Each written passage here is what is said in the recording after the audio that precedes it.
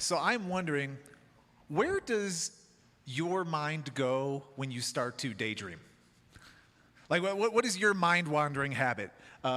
Anybody here like beach people? Are you just at a nicer place when you start daydreaming? Your head just starts going to vacation and all the places you want to be. Maybe some of you guys got that crush. Any of my single folks, your brain just kind of goes to them every now and then, just wondering what they're up to. Maybe you're more of a simple person. Maybe you're the ceiling tile counter. Who here knows how many lights are in this room? Because you count them during my sermons. I know there's some of you in here, okay? Maybe you're just more simple like that. Maybe you're a sports person. You're daydreaming about the Nuggets possibly winning a championship right now, which is pretty exciting. Have you had this experience before? Maybe you're driving home from a commute or something, and you leave, and then you literally lose consciousness for like 15 or 20 minutes while you're driving, and then you get home, and you don't even remember anything at all from that time. You're just gone, which is actually kind of scary when you think about it. I had a man in our church recently confess to me. He said, Brian, sometimes my wife just starts talking to me. And then something just happens in my brain. And I come back to reality, and she's like, you heard the first and last word, didn't you? Now, I have never done that to Nicole. I'm a very attentive husband. I listen very clearly. You can be praying for him. But it's weird. There was a Harvard study done a few years ago. I thought this was interesting. They found that the typical person will spend essentially half of their waking hours thinking about something other than what they're actually doing.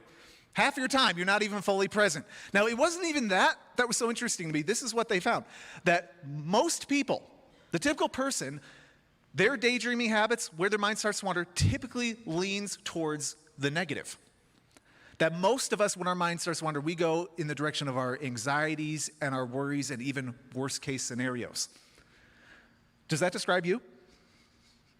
Does that sound pretty accurate? I'm just wondering, because that's apparently what it shows. When you're thinking and your mind starts to wander, do you see it moving in a direction where it's even worse than the reality you're living in? Many people, I think, would at least admit this. Even if you can get your body to rest, you can even be laying in bed. There's something about your mind that just keeps spinning. And it is just racing with all of the issues and drama and things you have going on in your life. Even right now, you're sitting in a chair. You're pretty relaxed, I would hope, all right? The climate's decent in this room. Some of you guys are sitting on a couch right now, maybe at a lake house.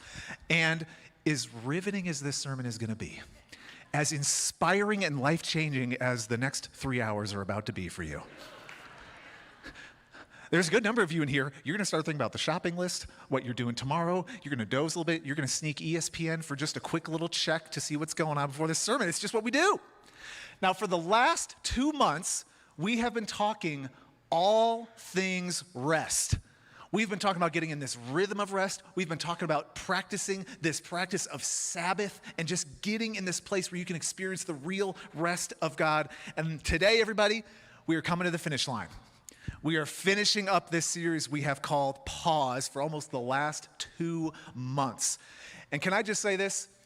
I have just loved this series. I have had so many good conversations with people in our church who have told me, Brian, I never even realized how important this theme of rest was throughout the entire Bible. I didn't see how prominent it was. Or people who've told me, I have never in my life, even though I've gone to church forever, have heard about even the importance of considering a Sabbath practice in my life. That was nothing I even considered. And my hope, here's what I'm hoping, is that in the coming weeks, months, even years for our church, we will see some of the fruit of this practice. And we'll see how life-changing it can be. And I just wondered what would happen for a church of people who are living from this deep rest that God can give when we lean into some of his practices. So I wanted today to tie the series with a bow, because I know that you can start leaning into some of these restful practices. You can start experimenting with a Sabbath and a finish line and defining work and stopping that. But many people still struggle with getting their mind to a restful state. We still are just running around the racetrack when it comes to what's happening in our thought life. And today we are going to look at a foundational text, a famous one, that I believe gives us some of the greatest reasons we can truly rest. And so here's what I'm hoping today, everybody. We're kicking summer off. By the end of the sermon, here's what I want you to be able to do. I am so glad that's all true. And that you can get this deep into your heart. And maybe you can even just change your life as we move forward. So let's get into it. You heard Jeremiah read it at the top before we started even going into this, but we're going to be in Psalm 23. And this is one of the most famous passages in the entire Bible. For 3,000 years, this single passage has been shaping people's ideas and imaginations about God. It's simple enough for a kid to track along, but theologians have spent lifetimes digging into the layers in this, and I think this has some of the greatest ideas when it comes to how we can really even rest in our everyday life. So we're just going to walk through this passage and see what God has to say to us. So I'm going to start right in verse 1. It says this, "The Lord is my shepherd. I lack nothing." Now, we often like to use animals to kind of describe groups of people. So, sports teams will do this, schools do it and have different mascots. There's even entire nations that have animals that represent them. So, Russia, actually, their animal is a bear. Now, that's a pretty good option, right? Good, strong bear, nice animal. The UK, their animal is actually a lion. Come on, that's a good one. Kind of fierce and strong. Even, come on, America, we got a decent animal. An eagle, that's majestic, it's strong. Now, for the people of God, there's an animal that typically gets used to describe us, and it is sheep.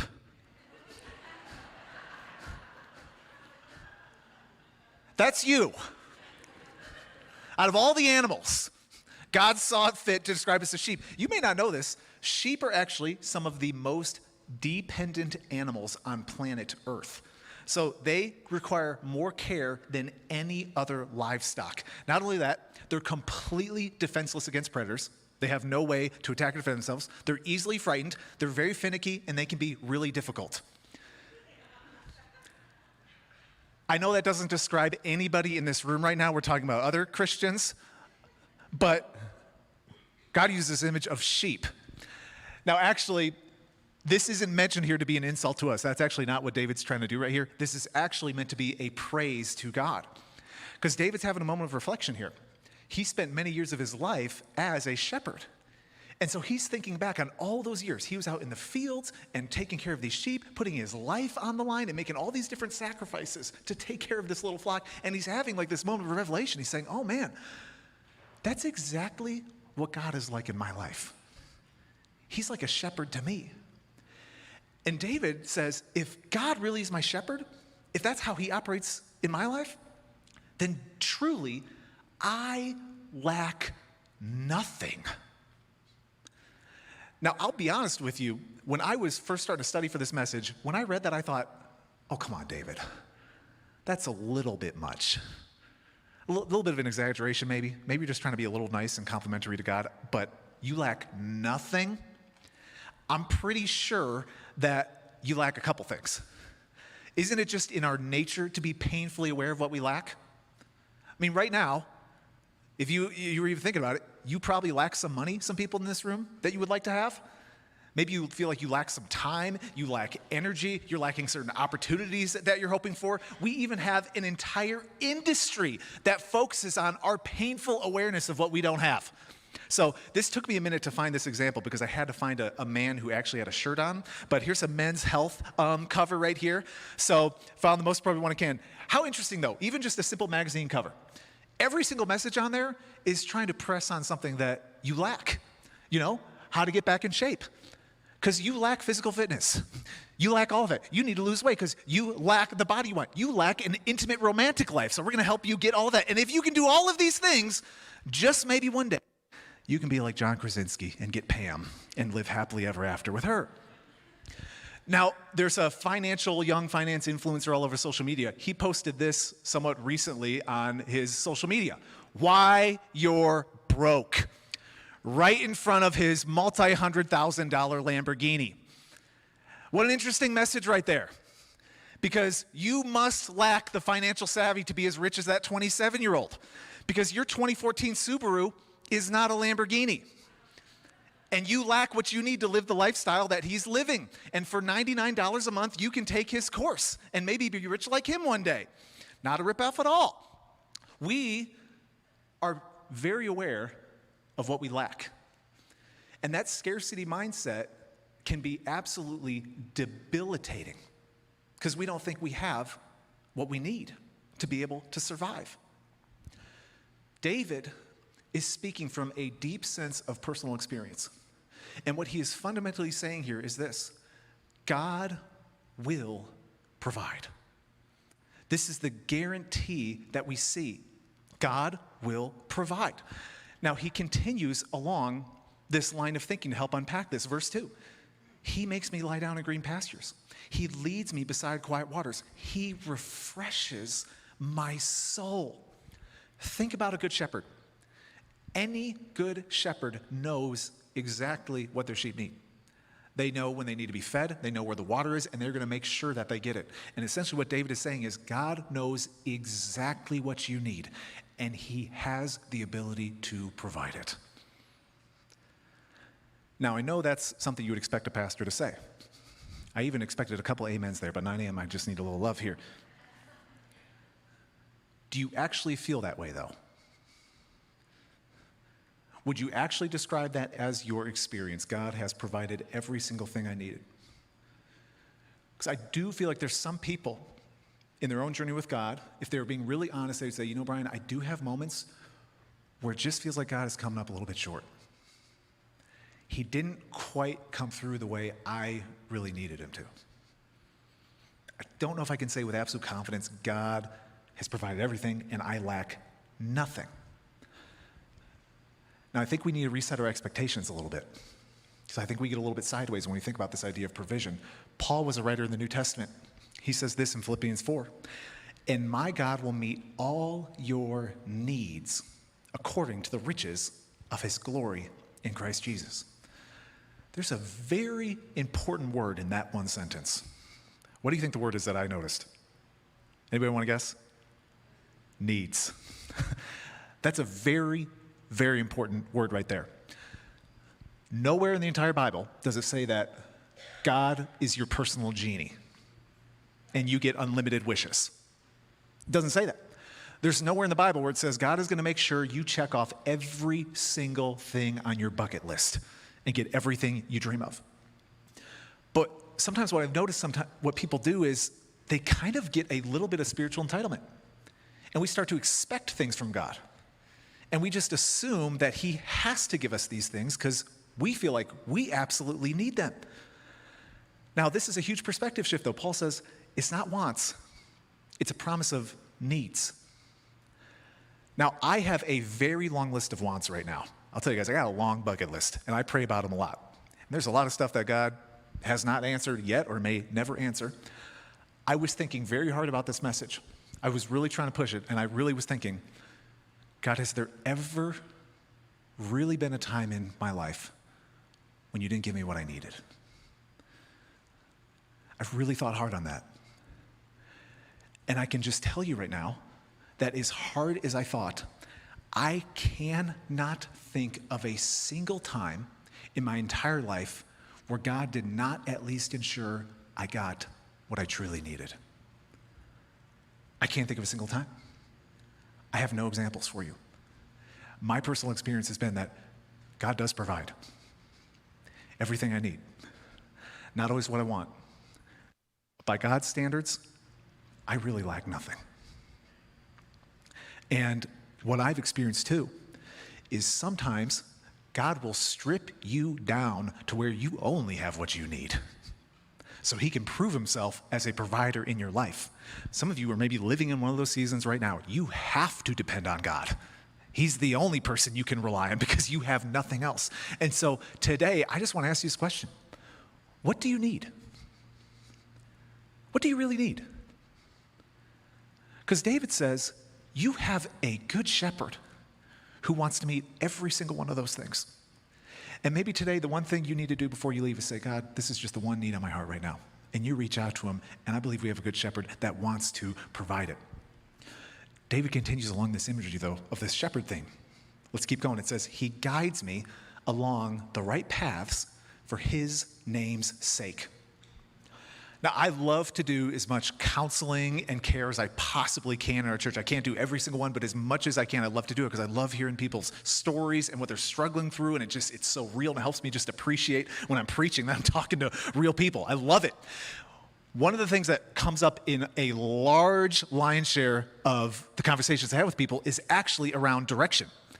So people are really struggling through, how should I make this decision? How should I think about it? Where should I go? What should I do? Should I take that job? Should I move? Should I date that person? Should I marry that person? Should I leave that person? And it's just all these questions going through people's minds. And I get this because it's so hard to know, am I on the right path? Isn't that like such a hard thing to discern sometimes? Am I going in the right direction? Am I doing the right things? And it's just hard to navigate. And what people usually end up doing is we kind of flail around. And we're like, I'm trying to figure it out as I go. And God, I wish you would just help me out a little bit because some of these decisions feel pretty serious. There's a prophet from the Old Testament. His name is Isaiah. And he spoke to just a human reality that is true of every single one of us. He says this in Isaiah 53. All of us, like sheep, have strayed away. We have left God's paths to follow our own. Again, you think of a good shepherd. He's doing everything he can do to keep the sheep in the fold, to get them going in the right direction, to take care of them. But there's always that one sheep. You just know there's got to be that one sheep in every single flock who's just really belligerent and difficult and frustrating and wants to go in his own direction, and he's just going off on his little adventure, and before you know it, he's starting to walk off a cliff. You're that sheep.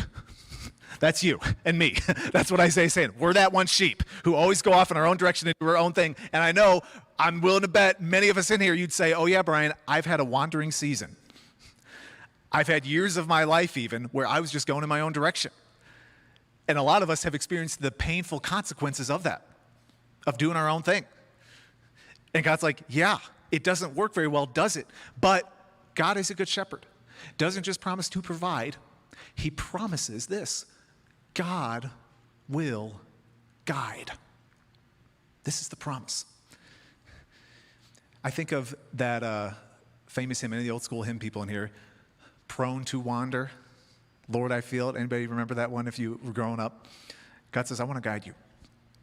When Nicole and I first got married, one of the things we loved to do before our lives ended once we had kids, I love my children, we would go to trips to different cities around the country, and we just love to see the culture and the food and try out just these different experiences. But one thing we'd always usually do when we went to a city is do a little tour. And so we'd find some tour guide and go, and I love this because I didn't have to get a map. I didn't have to learn this whole city in like 2 days. We just signed up for the tour, and all I had to do was follow this random person around, and they were going to show all the sights and get us where we needed to go. There was just one thing I had to worry about. There was just one thing. Just stick with the guide.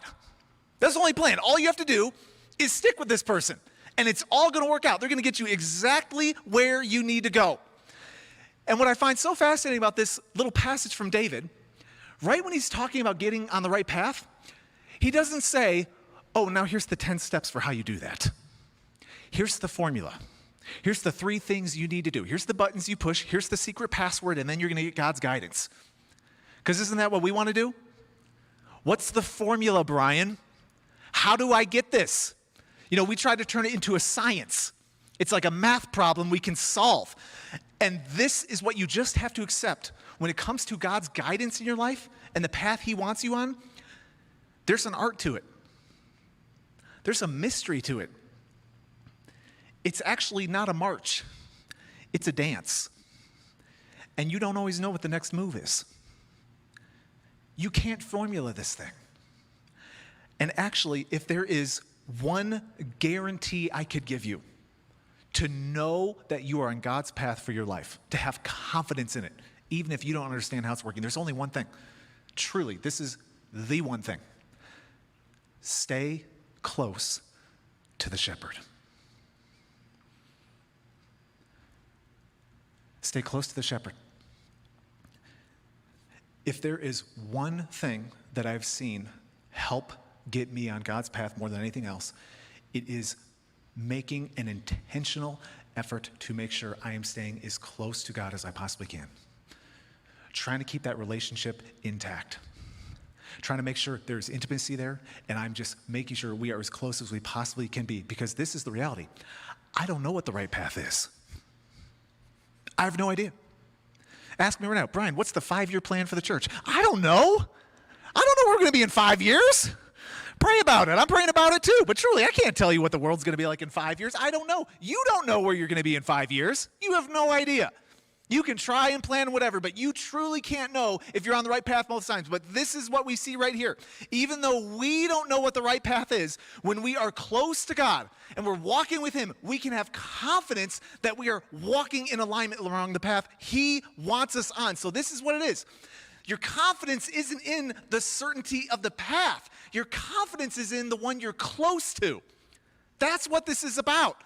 You can know He's taking you along the right path. So this is what I got to say. Do not put your confidence in the path. Put your confidence in the person. God knows exactly where you need to go. He wants to get you there. All you have to do is stay close. Stay close to the guide, and He says, just trust me. You don't need a map. I'm going to get you where you need to go. Now, this idea of guidance keeps getting built up. We're still going in this direction. This is what it says in verse 4. Even though I walk through the darkest valley, I will fear no evil, for you are with me. Your rod and your staff, they comfort me. Now, this translation we're reading says the darkest valley. Maybe some of the people who grew up in church or read this before, you know it as the valley of the shadow of death. Now, anybody who lived during the 90s, you probably think Coolio invented that line. As I walk through the valley of the shadow of death, I take a look at my life. Oh, man. We got to pray for this church, all right? You're all a bunch of sinners in here, all right? You knew that way too well. There'll be prayer at the front right after the service. Now think of a valley. All a valley is this lower space between two higher places. Put that picture up real quick. Just get it in your mind. So valleys can be extremely dangerous. You don't know what's lurking up above. You can't see what's around the corner. You don't even know the way out sometimes. And this is such a powerful image that it's even a part of our vernacular today. We talk about being in a valley. These are the images we use. Now, you should be having a moment here of cognitive dissonance. Because just a verse ago, David was talking about God leading us to green pastures and still waters. What are we doing in a valley now? What happened to the right path, God? You didn't get us to the right place. We're in a dark valley. You live long enough, you're going to find out very quickly that life is not all green pastures. It is not all still waters. There are some very dark valleys. Everything's fine until all your plans and hopes for fertility and family planning are not going the way you expected. Everything's fine until the business climate changes, and now you're using words like bankruptcy. Everything's fine until that person you gave your life to in the presence of your family and friends serves you papers. Everything is fine until the doctor says it's worse than we expected.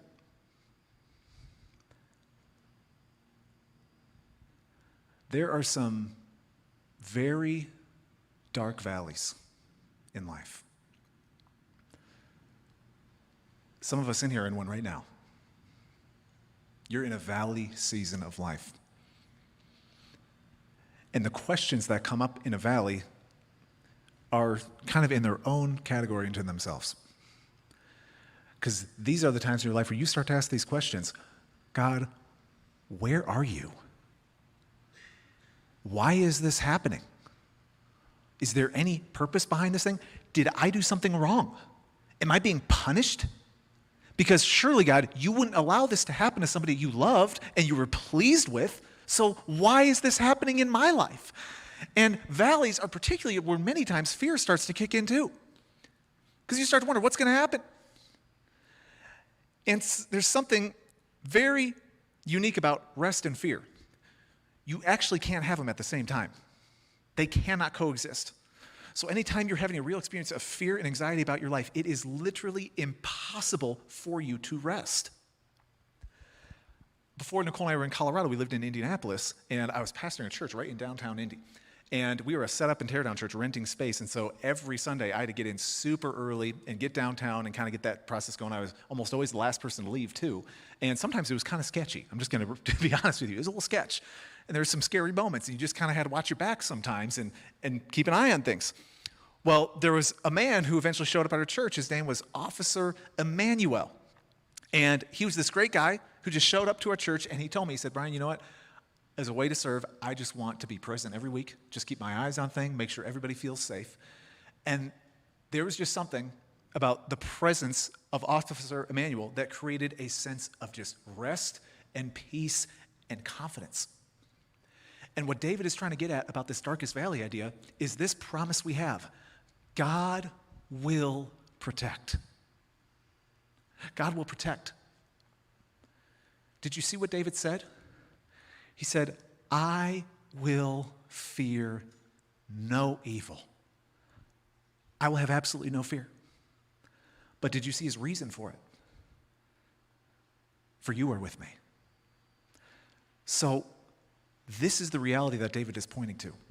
Even in the darkest times of your life, you must remind yourself that God is just as much with you as he was in the green pastures. His presence hasn't changed at all. He has been walking with you every single step of the way. This is all about proximity, everybody. When you know God is close, you know you're going to be okay. You know you have his covering over you, because even David says, his rod and his staff, they comfort me. No, these were tools that a shepherd would use to protect the sheep against predators and keep them in the fold. And David is just pointing to this fact that it is not on you to protect yourself. You actually have someone who has all of the resources and all of the power to take care of you in any season, even the worst ones you are going through. God promises his protection, even in the hardest places. Now, here's where the image kind of shifts in the psalm. We move from outside to inside. And God's no longer a shepherd, he actually becomes a host here.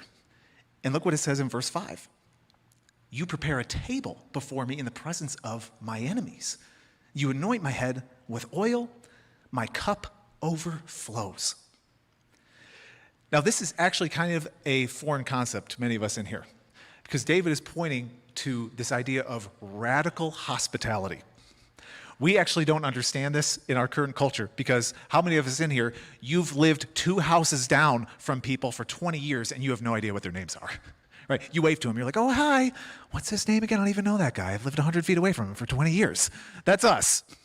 Now, actually, at David's time, and even in different places in the Middle East right now, if you even just walk by somebody's house, they don't know anything about you. They're going to invite you in their house, and they're going to roll out the red carpet for you. Like, this idea of hospitality is just baked into the culture. And so they'll bring you in. And David talks about God preparing this table for him. I don't know what some of your holiday traditions are, but Thanksgiving, Nicole and I will typically go to Chicago to visit my side of the family, and we'll go to my sister's house, and it's festive, and there's music and kids running around, and it's all this fun environment as the holiday season starts. But there's always that moment when the food comes out. Praise Jesus. And when that food comes out, I mean, it's just glorious. And there's so many different options and all the different things. I have never once at a Thanksgiving wondered if there was going to be enough food. That's actually never crossed my mind. I never thought, oh my goodness, there's no way we're going to be able to feed everybody here. No, I've only wondered, how am I possibly going to fit fourths and fifths into my body here in the next couple minutes? I have to unbutton all of the pants. This is how you make it work. This is the image David is using. It's this massive spread. It's this huge feast. It's this unbelievable experience that's being presented by God right here. He even says, you pour oil on my head. They would actually do this to guests to help cool them off from the hot sun. Again, this is just something the host would do. He talks about his cup overflowing. It's just this image of abundance and blessing. He's pointing to the fact that God is just lavish with his generosity and hospitality. But it's not even just that. There is a little important detail here. David said it's even in the presence of his enemies. So David is not experiencing ideal conditions right now. He's in the middle of a hostile environment. There's a common struggle that many people have, I have this myself, where it's very hard to enjoy the good things in your life when you have any bad stuff going on.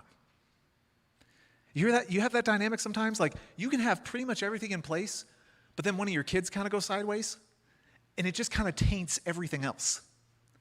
Or everything's kind of fine, but then that work issue comes up, and it's just nagging you, and then you come home, and everything just kind of is not great. Just kind of ruins all of it.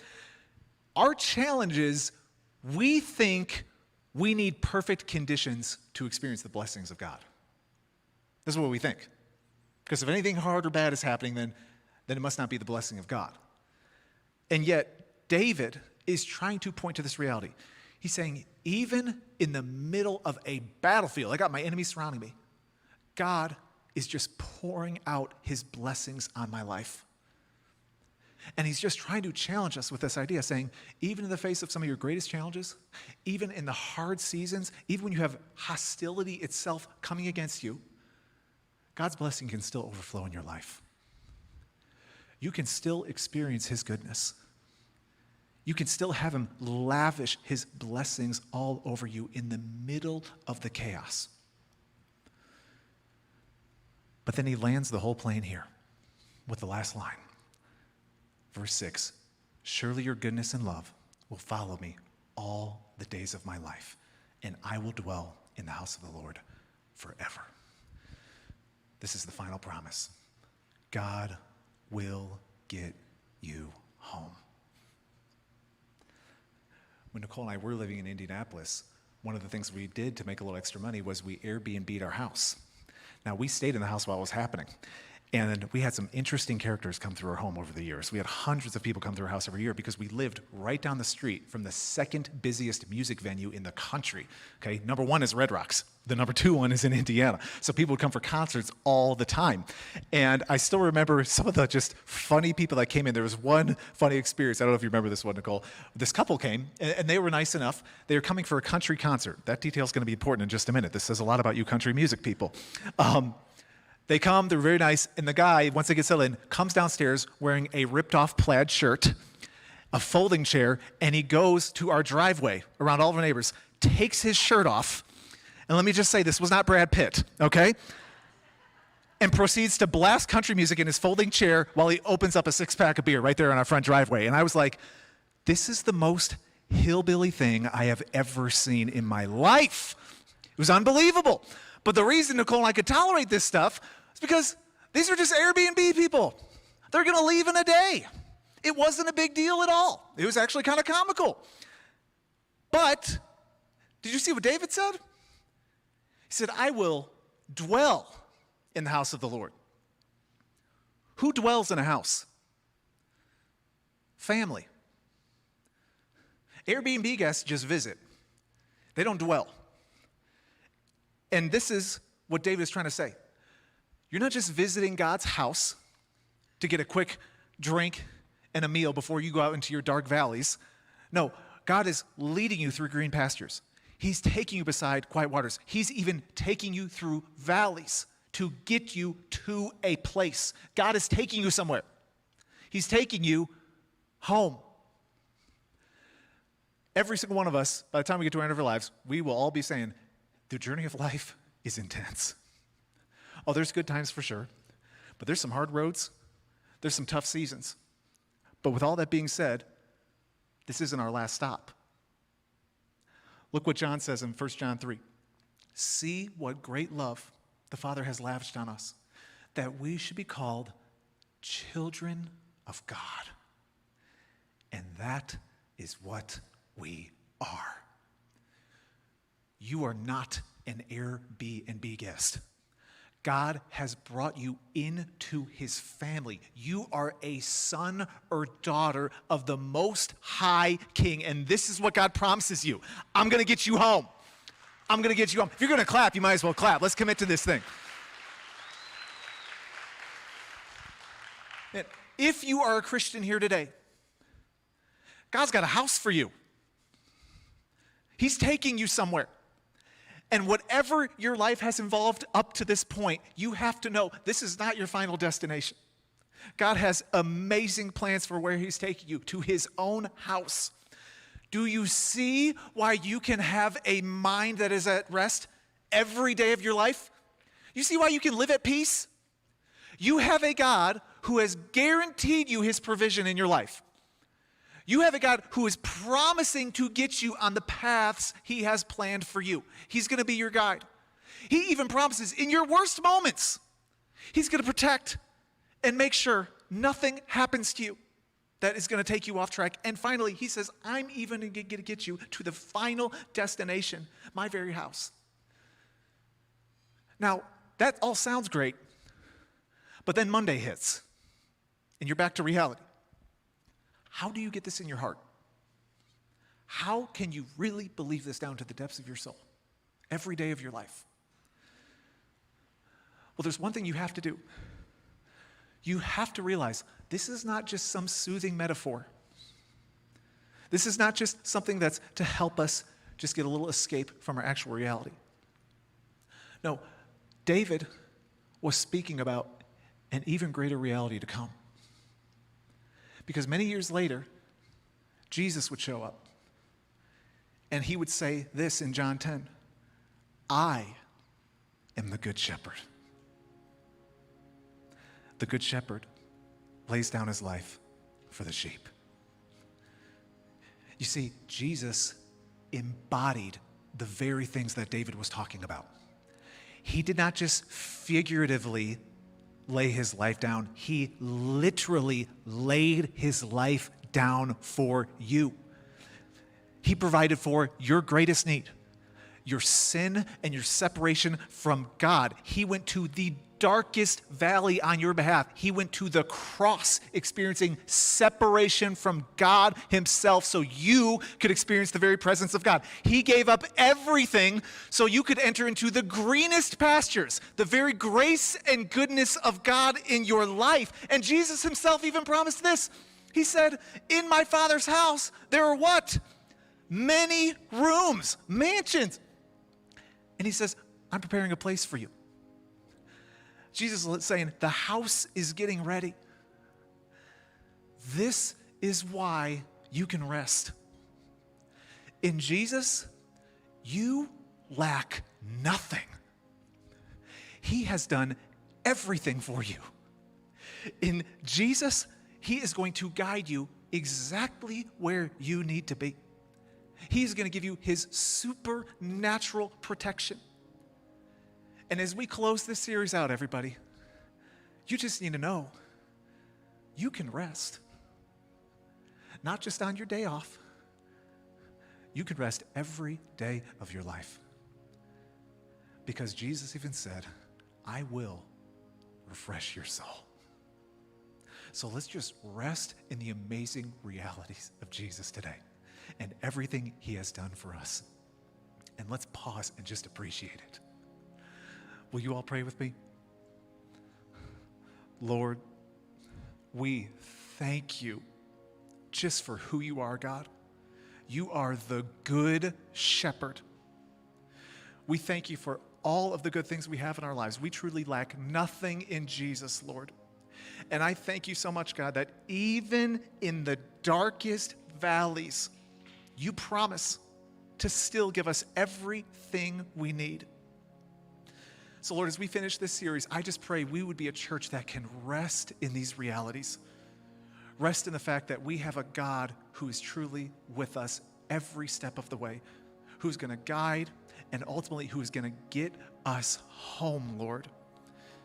And if you are somebody who has not placed your faith in Jesus, I want to encourage you today, make Jesus your shepherd. Invite him into your life. Place your faith in him. Reach out to him. He wants to save you. He wants to restore your soul. He wants to give you hope of heaven. And God, I just pray for you to move in hearts right now, that you would just open people up to your very reality so we can experience the good shepherd in our own lives, God. And we praise you for all of these things. In Jesus' name, everybody said, amen.